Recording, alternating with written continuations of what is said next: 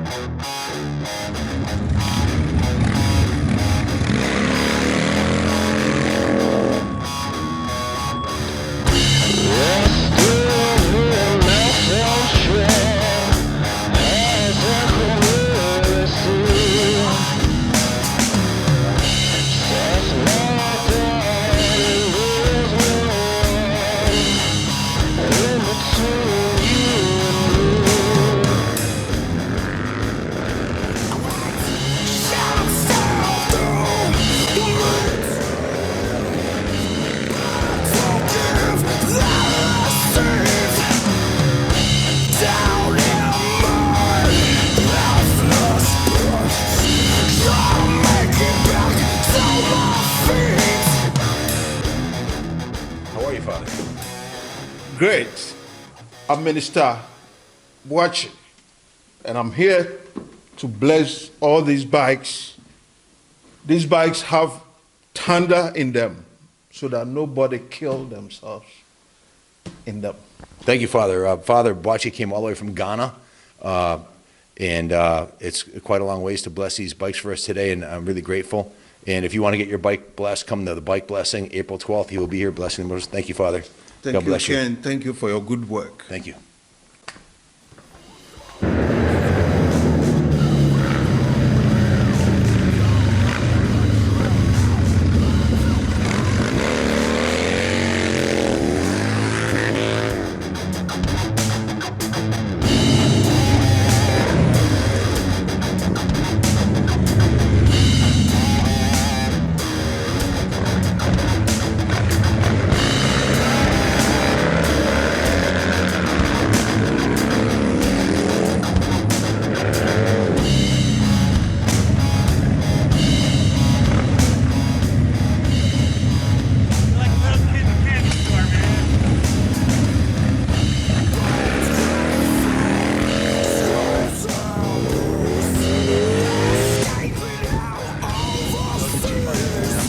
That was fun. That was awesome. No doubt, brother. Thanks for coming up, man. Yeah, no doubt. Hello, I am the Dirt Bike Wizard. We're going to turn this thing into a fire-breathing horsepower machine.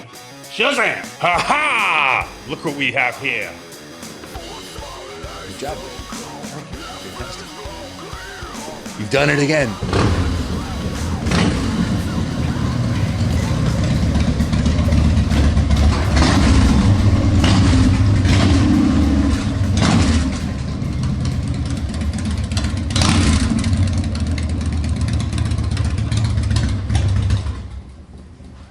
What's up, guys?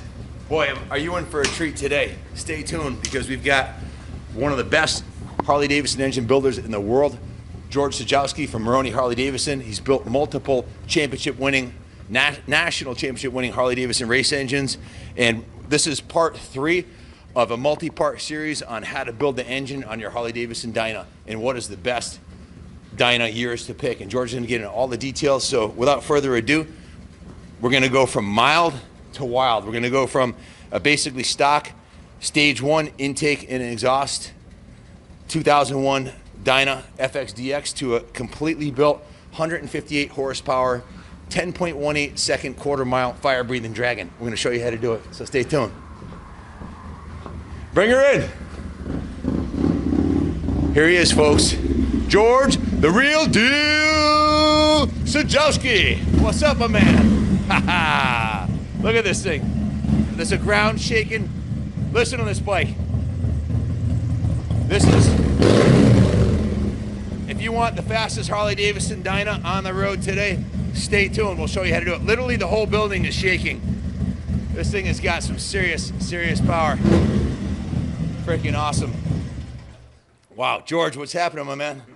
How you doing? Ken? Good to see you. Thank you for coming down, man. Always good to see you. No doubt. We're really excited about today, and I'm so glad you came down to show us how to build these Dynas.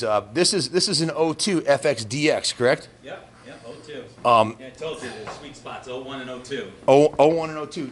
Give me a quick rundown. Why is a 01, 02 Dyna in your opinion, the number one model to build? Well, it's by '01, Harley had sorted out several of the problems that they're having. Like, in fact, we had spoke before on your CVO there with the cam chain and everything like that. The early ones. Actually, I brought some show and tell stuff. If you guys want to see, I could actually show you the differences. Awesome. But, Yeah, we can lay everything out on the toolbox, right? Is that enough space? Okay. Yeah, that'd be fine. So back to the basic theory on why the '01, '02 Dyna of all the years of the Dyna is the best. George, take it from the top.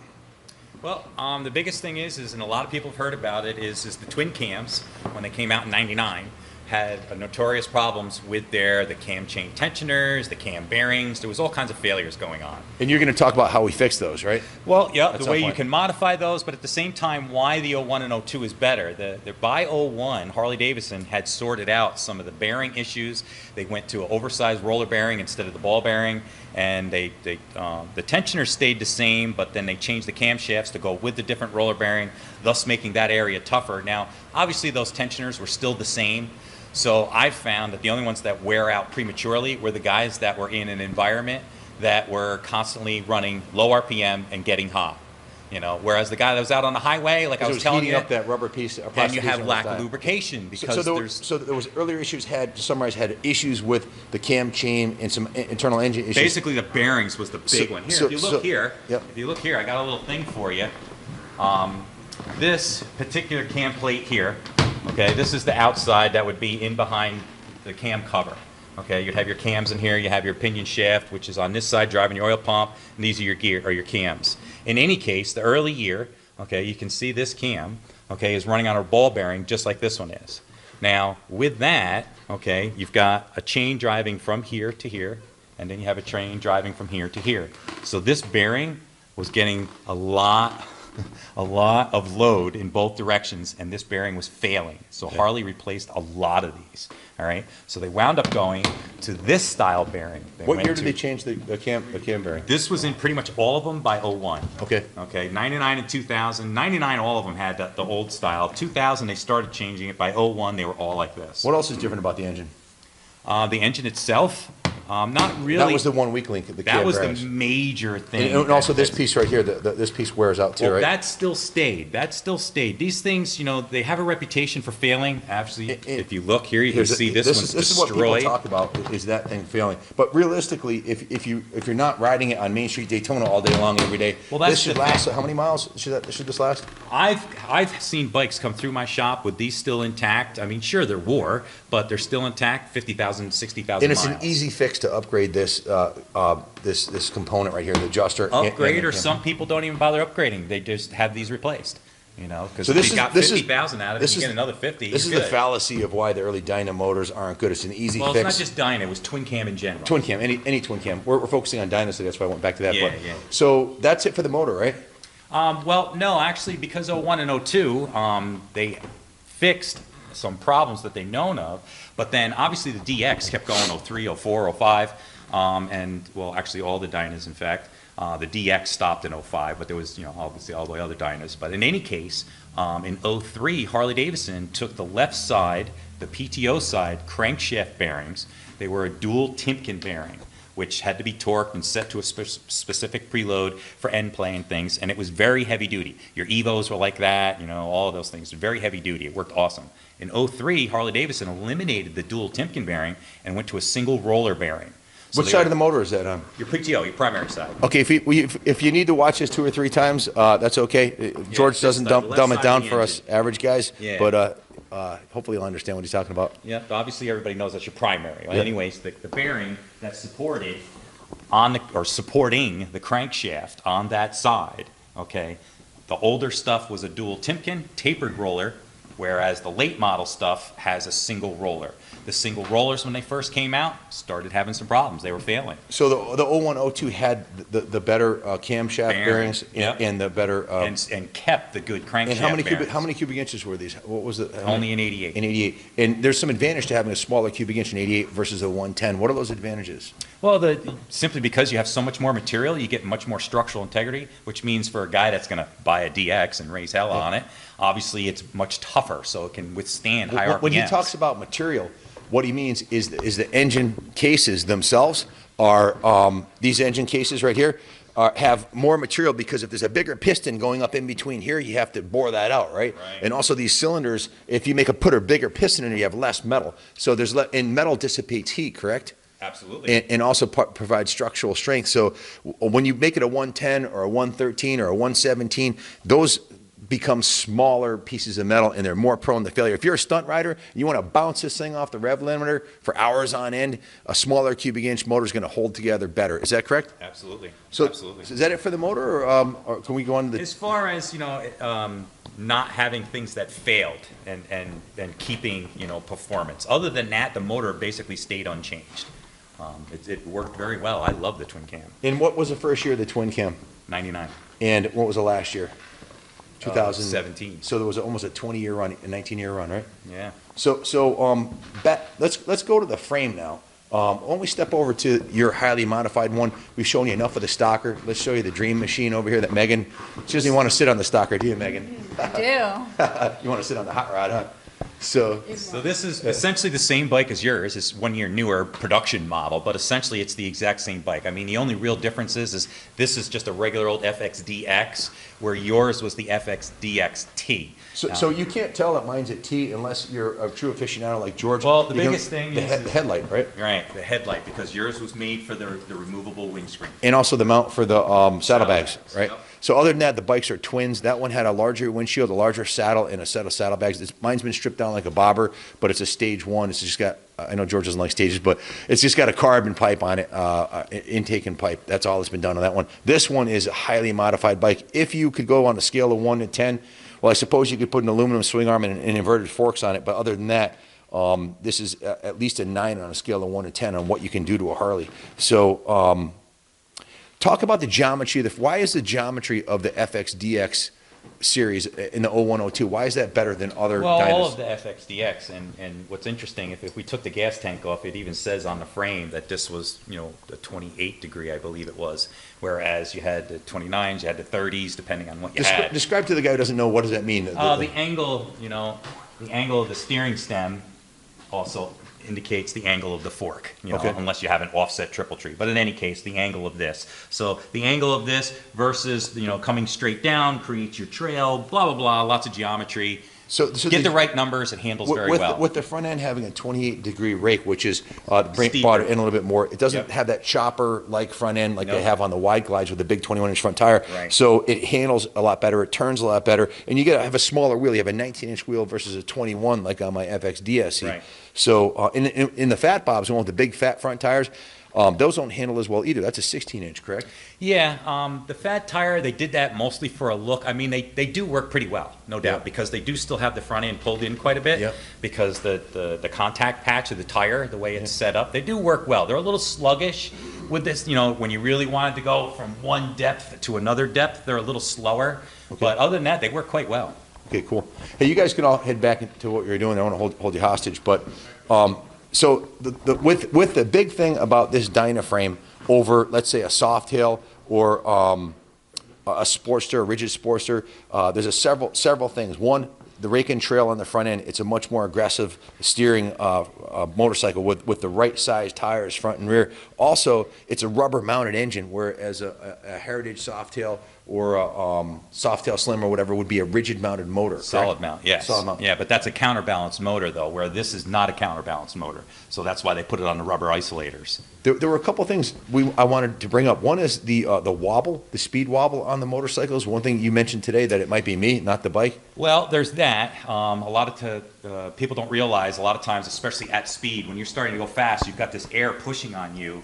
And a lot of times when you start getting this in your handlebars, that's Yep. actually you causing that. Yep. I've told many people to let go with one hand so that now you have to lighten up your grip and the wobble goes away. Which is something you don't think you're doing. You're scared shitless. The bike's wobbling. You're hanging out for You actually dear life. make it worse. So if you just let loosen your grip and Yeah, take don't your be hand so up tight on a it. little bit off the bar, it may stop that wobble that you're having. I can't wait to try that theory out. Christy, I won't do that with you on the bike in case I die. So I don't take it with me. Well, here's the interesting thing is people will ride all the times with no hands. They'll set their cruise control and ride no hands. Yeah. Well, why is it when you're riding that bike at 80 miles an hour with the cruise on, you let go, there's no wobble?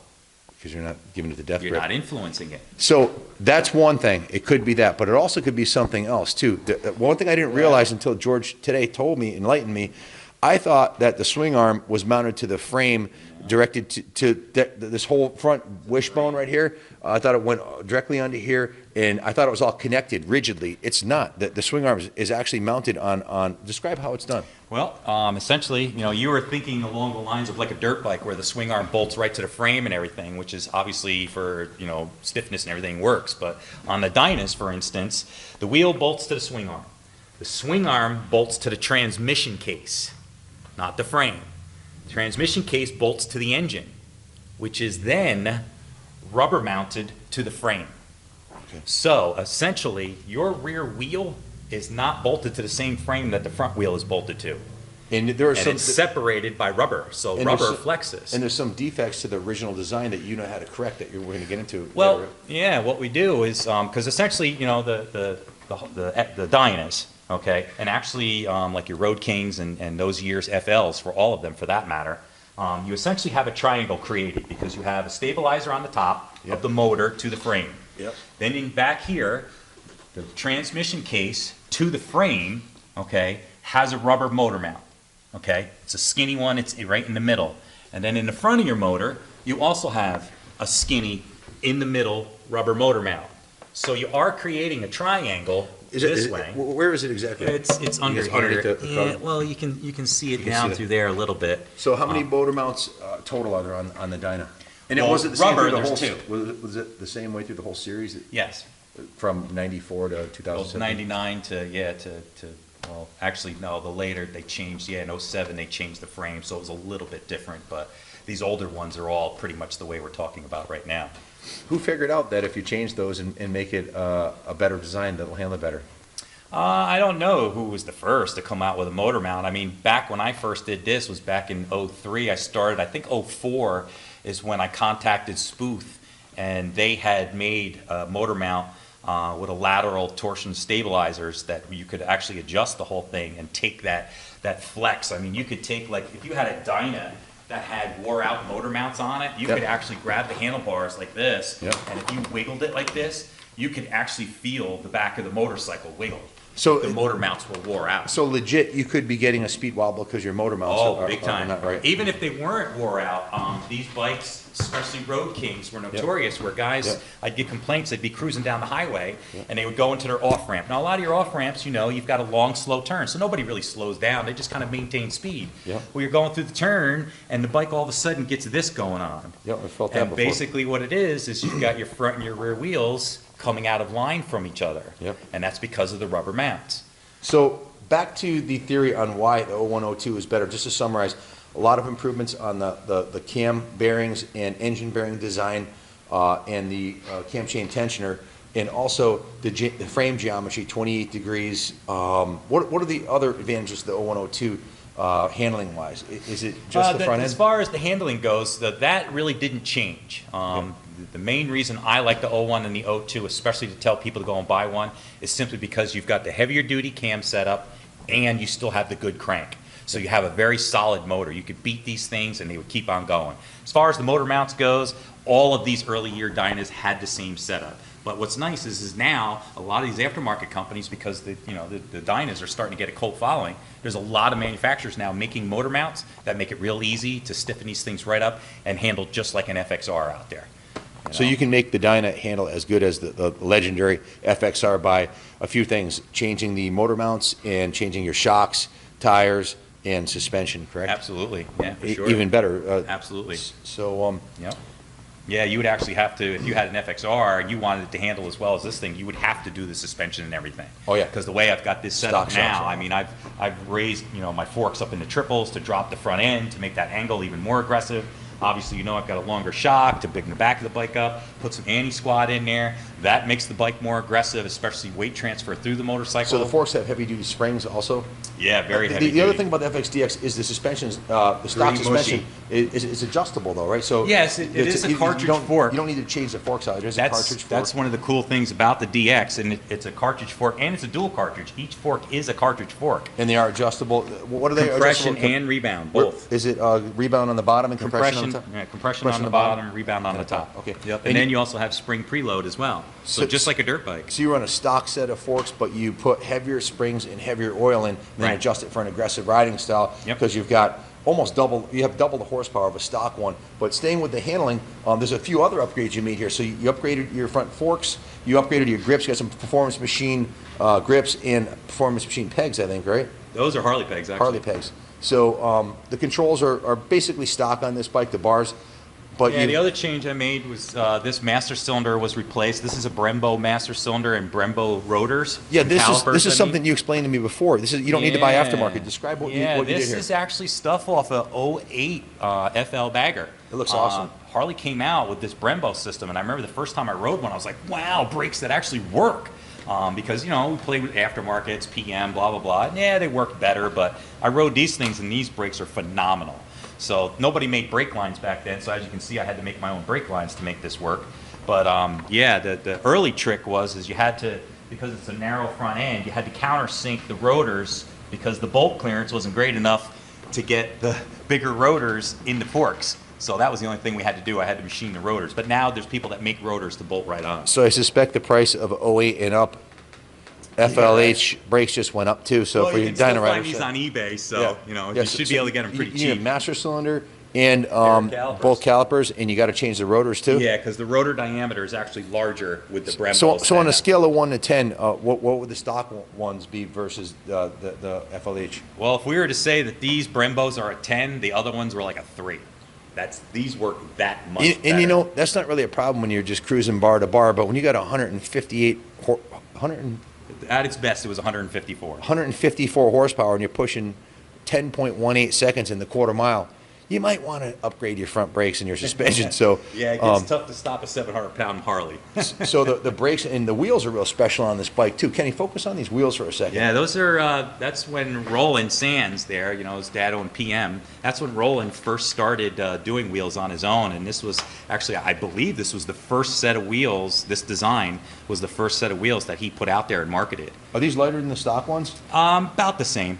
Okay. About the same. The stock cast wheels actually are pretty good, like the ones you've got on your bike, they work quite well. What about the fairing on this too? Is that a Harley product? That's a Harley part, yeah. You used to be able to buy that right from Harley. This was for the Dynas and the Sportsters because they had to have the Sportster with this style mounting. Obviously, it won't work with your headlight, but it works through that top mount headlight is how that works. Actually, that chin fairing was a Harley unit as well. You could buy that right from Harley. Can you still get that or no? I bet you can't. If you can, I want one for mine. I know this is different now. You can get a Harley one, but it's a bit bigger. I'd have to move my headlight mount though, wouldn't I? Yeah, we're gonna have to do something with your headlight to get that to work for you. Yep. All right. Because So, yours is made for the much bigger yeah, fairing. the FXRT. So that's it for the front end and front wheel, brakes, suspension on the front. The rear suspension is something special too. This is a set of 14-inch Works piggyback dual rate spring shocks. Huge increase over the stock travel and performance. You can tell, look at the gap between the tire and the fender right here. Normally that, if you look at mine, it's much lower. So how do those handle versus the stock ones? Well, obviously the longer travel gives you a better ride, of course, but at the same time, better valving and everything, better control, but at the same time, just like we did with your CVO, we took the swing arm angle and moved it from a pro squat angle to an anti-squat. And I'm gonna go into a little more detail for you there. When you have the angle of the swing arm down, okay, and the torque is applied from the motor, it tries to pull it continued down this way. So thus it's trying to force the tire into the asphalt. Okay. Whereas in a pro squat angle, when the torque is applied, it pulls it up. So it pulls it away from the asphalt. So that's what I'm talking about when I say pro squat versus anti-squat. So with it set up like this, taller, this is more likely to wheelie than it is to burn out, right? Well, it's not so much wheelie and burn it as it is just getting traction. Okay. You know, whereas a pro squat is actually going to wheelie easier because you get a greater weight transfer, and at the same time it'll also spin easier. Okay. Whereas an anti-squat is just going to try and grab traction. So traction can also get you up into a wheelie. You know, so there's multiple ways. Is this to get it up. is this a FXDX is that stock, the brake? Yep. All right, so you got stock rear brakes, but you got the performance machine wheels. You were suggesting the Metzler Laser Tech tires. Yeah, These it's are a the bias ply laser. These are the 888s. These are a longer wearing tire and they're made for a heavier bike. And with 140 horsepower, you want a long wearing tire. Yeah, I got tired of buying tires all the time. Shinko makes an awesome tire as well as far as traction, but obviously high traction, they don't last long. So that is there anything else different on the rear of the bike here? No, not really. So obviously the shocks. It's a pretty simple upgrade. The shocks, the forks, and you got not yourself a lot to world-class these handling things. bike, right? You can make these Fxdx's, pretty freaking awesome for not a huge investment. You'll wind up spending a lot more money on making it look cool than you will making it actually work. So back to what Cody and I were talking about, the bang for the buck. A nice set of shocks, nice sticky set of tires, upgrade your brakes, put some heavy-duty springs in, and Motor mounts. And the motor mounts, and this thing's going to handle like a dream. Rides like a dirt bike, you said, right? Yeah. You can ride it like I ride my CR500? You can get silly with these things. And You come into a corner too fast, you get scared, guess it, slide the turn. This style seat I see is really popular too with a lot of the young guns or the stunt riders. Now, That's this actually keeps a new addition for me. I actually got that from a friend of mine, How do- Jimmy. how I do you still like had it? my original seat. This works great because you've got all kinds of area that stops you, and especially if this you're drag texture- racing, you won't fly off the back. Yeah, and this texture actually helps to hang on to you too. So it's pretty nice and it's pretty comfortable too. So I'm happy. One of with the it. other changes to the running gear, before we talk about the engine, because ultimately that's one of the main reasons to this whole meeting is here's talking about how much horsepower the horsepower man here can get out of basically stock Harley motor with just a small increase in CCs, and we'll get into that, but we're going to talk about that a little bit later. The last piece of the running gear I see that's modified. Come around this side here, Kenny. This has got a gold chain and a looks like a chrome sprocket, and it was converted from a from a belt drive to a chain drive. Why is that an important modification? Well, obviously a chain has many benefits versus the belt. The belt is extremely limited because you can't have a long travel suspension with the belt because the change of that swing arm angle going through the cycle will change and influence how much tension you have. Just like your dirt bike, how when you have it all the way up, you have to have all kinds of free play, but then when you sit on it, all of a sudden that free play goes away because everything comes in line. So you can't do that with a belt.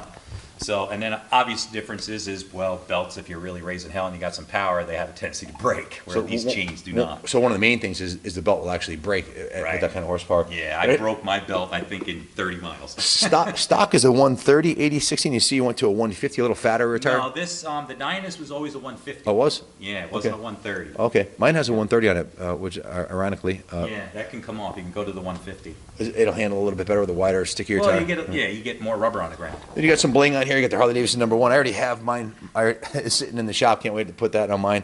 Yep. And I'm going to order a set of Oleans for mine. And I'm going to set up my suspension the same way you did with the stiffer springs and a set of piggyback Yeah, you shocks. get all that stuff right from Drag Specialties. Also, this is a big thing most people don't consider on a performance bike. Mine has forward controls. The guy who owned it before me made a huge mistake and took the mids and went to forwards. Why do you want mid-mount controls? Mid being right here underneath the rider versus forward being up front. For the obvious reason, it's easier to shift. But what else?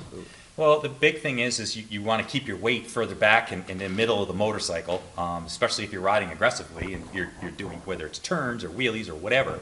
The more your weight is centered in the motorcycle, less weight movement you have forward and back. The other thing, obviously, is if you've got forward controls and you start going at big speeds, well, now you're in a windsock effect. Yeah, So on the XR 750s, I currently, George is building a national championship contender engine, a bike that can win an AMA half-track national. And if you've been following the series, you know the Indian's been spanking everybody on their new 750 Indian.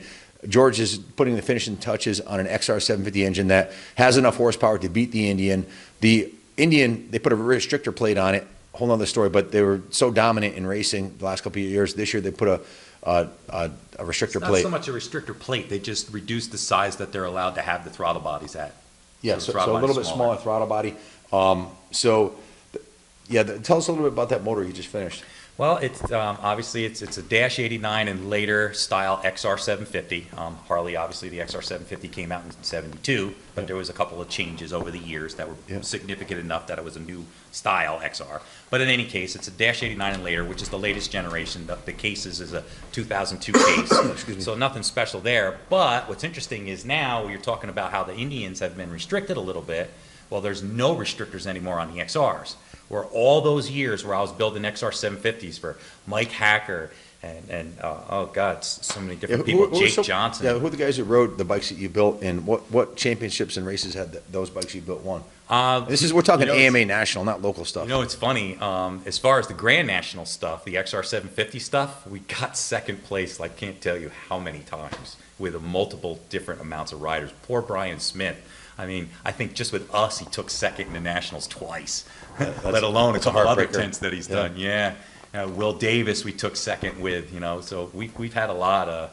Unfortunately, we never really got on top of the box for a season championship as far as the Grand National dirt track. But I know the Maroney name is synonymous with dirt track racing. I mean, the 883 stuff the 883, now. You guys used to clean up at Daytona. Yeah, all the time, 883. Right? We did a lot of winning with the 883s. People used to want to rent our bikes because our bikes worked. The reason why this is important, if you want an 883 motor built, this guy's built championship-winning 883. If you want to build a hot rod Sportster or drag bike, Maroney Harley Davidson is a place to go. George is the horsepower man, the guy behind the scenes. And today he's going to show us how to build a Dyna motor without spending a fortune. That'll be extremely fast. We're talking a 10-second fast, 140 horsepower. This one is. Yours is mine's not going to be that radical. I want mine to be streetable. Well, that's the thing. We're going to make your bike real fun. It's going to make a great amount of power and be friendly. And you were thinking somewhere around a little over 100 horsepower with a 95. I've built several of them. In fact, that one little video that you put on there with the kid that's coming, I did the same exact build to his that I want to do with yours. Awesome. And it's not a big investment, and it makes a great amount of power, and yet it's still rider friendly, and they'll idle in traffic all day, and it's a great bike, and you don't have to spend a lot of money. Guys, I got the dyno sheet right here of the last engine build George did. It's 102.61 horsepower, and this is on the what started life as an 88 cubic inch twin cam board to 95, and George is going to show us how to do this without spending a lot of money. So, George, how the hell did you do it? How did you get 102 horse? Well, that's the magic part of it, Ken. That's why they call you the horsepower magic man. Anyway, essentially, yes, we're going to make it a 95 inch. So with this bike, you already have a 4-inch stroke. So we're just going to go to a 3 7/8 bore. Boom, 95. Piece of cake. Harley sells cylinders already bored. Pistons with compression ratios, different ones. We're obviously going to put some compression to it. Yep. We're going to use a Screaming Eagle, which is from Harley, 257 cam. It's a kit that was designed for the carbureted bikes. Yep. And it works very well with a 95 with a good amount of compression to it. So as far as what compression ratio are you going to choose? Well, I'm going to tweak yours up a little bit so we can get the numbers that we got there, because again, we're not spending a lot of money on parts with this thing, but we're going to make the parts we're getting work. Okay. So the pistons are going to be rated for 10.5, but then I'm going to go ahead and trim the cylinders to set the squish, which is the area between the piston when it comes up to how close it gets to the cylinder head. Okay. Okay, so I'm going to set the squish, and then I'm also going to deck the cylinder heads and take some of the chamber volume out of there. So we're actually going to put this thing at about 11.1 to 1 compression ratio. So this is the cylinder down here with the pistons, cylinder, front and rear cylinders, and pistons and rings are going to get replaced with brand new Harley Davidson 95 cubic inch 3 7/8 bore, and you're also going to replace the cylinder heads with 2006 design, right? Yeah, the cylinder heads. Okay, obviously this is the Dash 99 because it came out in 99. Okay, but we're going to go to the Dash 06. Now in 06, Harley Davidson changed several things in the cylinder heads. A lot of people had no idea, but they did. First thing they changed was the inclined valve angles. Okay, they steepened up that angle on the intake valve. They also went from a 3/16 stem to a 7mm stem. So it went to a smaller valve stem, thus making a lighter valve. They went to a beehive, what's known as an ovate wire valve spring. So it was a single spring. So the valve spring itself is lighter, and it had better valve control at the higher RPMs because the valve is lighter, and it's a better designed valve spring. Now the other cool thing about it, the actual real performance part of the Dash 06, is the fact that when they changed the valve angle, they were able to take the floor of the intake port. I wish I had a cylinder head with me here, but the hole where you got your carburetor and your manifold and it goes into your heads. Yep. Okay, well the floor of that port, they actually raised it up, the whole port. That's why there's different flanges for the Dash 06. And with that, they were able to pull back what's known as a short side radius, making it a little longer into the area. Now air, just like anything else, when it's moving, it's creating energy, it wants to follow something. It doesn't want a sharp turn, okay? So because it's going to go right past it. Just like you, if you're not paying attention, you come into a corner too hot, well, you're not going to make the turn. Air does the same thing. So by pulling back that short side radius, the air follows it, you get more cylinder fill. So that means I can go online to eBay, which I know you're good at. Oh yeah. Okay? And you could buy a set of Dash 06 cylinder heads with 300 miles on them because somebody with a bagger got a stage 4 kit from Screaming Eagle, and you could buy a set of cylinder heads for $200 with valves, with springs, ready to go. How much do the cylinders and pistons cost? That's not too bad either. Harley's come down in price quite a bit on those things. You can get a cylinder kit. I mean, obviously it's going to depend on what shop gives you a discount and stuff, but you can spend anywhere from $200 to $280 somewhere in there. So you've got about $500 to give you the 95 cubic inch and your 06 cylinder heads, and then you need a 256 grind cam also. 257, yep. What's And a cam? Cam's like $180, whatever, somewhere in So there. up to about You're gonna need a $700. cam service kit, which is the gaskets and the bearings. And actually, Ken, since you're building this thing, remember on your CVO we just did? Yes. I brought you that really cool billet cam support plate. Oh, yeah. And it had the better pump and everything. It's like artwork. Thing is beautiful. Okay, well, I'm gonna make you spend a little bit more money, and I'm gonna make you do that on this bike too. That'll make it more reliable. Well, obviously, for the same exact reasons that we did it for the other bike, the improved pump, scavenging, all those kinds of things. But at the same time, your bike still has those spring tensioners, Yeah. and we can convert it to hydraulic now. So now we can have the hydraulic tensioners, which is a forced lubrication, and the tension backs off at idle. So that mysterious cam tensioner problem they're talking about, that Without not going everybody to a gear zone. understands, that's going to be fixed by doing that. Yep, and obviously S&S and things like that, Andrews, they came out with a gear drive a long time ago to get rid of the chains entirely, which is a great setup. I have it in my bike. But on a bike that we're doing like this, why spend an extra $1,000, okay, getting all the gears and everything when we don't have to? So the carburetor, you're saying to stay with the stock CV carb, We save can the use money, that CV use carburetor. and it'll perform better than most aftermarket ones the way you set Well, it up. it's not right? so much better. It's just the fact that it will work.